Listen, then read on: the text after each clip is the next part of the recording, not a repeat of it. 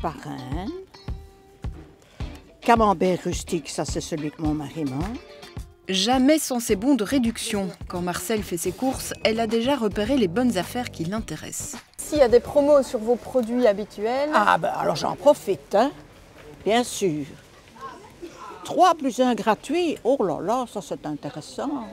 Mais pas question pour elle d'accumuler de la marchandise inutile. J'ai découpé ce qui m'intéressait. J'ai laissé à la maison ce qui ne m'intéresse pas. Ça permet de collectionner des points. Je laisse ça pour une occasion. Une fête... Voilà, exactement.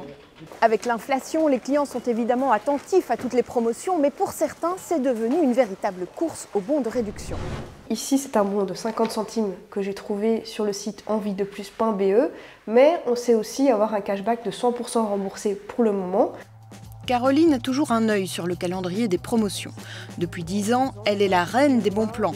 Tickets de réduction trouvés via les réseaux sociaux, des produits testés puis remboursés par les marques via des sites internet, ce qui lui permet d'économiser une 40aine d'euros par mois en moyenne.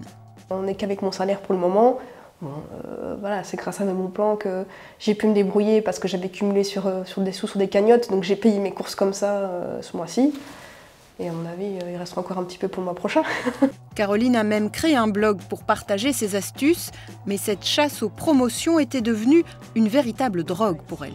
Une satisfaction à dire chouette, j'ai fait vraiment une bonne affaire. Et puis finalement, le frigo est rempli, il est rempli, il est rempli, et puis il y a trop, et on finit par dire, essayer d'appeler les copains, la famille, dit ça t'intéresse, j'ai trop dans mon frigo, et puis des fois ils sont pas intéressés, et c'est poubelle. Et oui, si les grandes surfaces baissent certains prix, c'est qu'elles y trouvent un intérêt. Dans tous nos magasins, c'est ce qu'on appelle le mois de la fidélité. Fidéliser les clients, c'est l'enjeu, puisqu'un client sur 3 serait prêt à changer de supermarché en fonction des promotions. Un peu partout dans le monde, surtout depuis l'inflation, qu'il y a beaucoup d'inflation, l'aspect des promotions a vraiment accéléré. Si on vous disait demain, on supprime les promotions, c'est un modèle qui s'effondre. Il faudra en tout cas qu'on se réinvente. Car la stratégie est d'attirer le client en déclinant les promotions selon le thème du moment, une technique critiquée.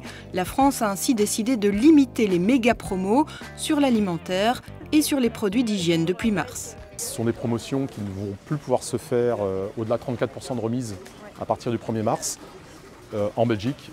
Pour l'instant, il n'y a pas de problème, c'est des promotions qui ont un succès, ce sont des produits qui sont très chers.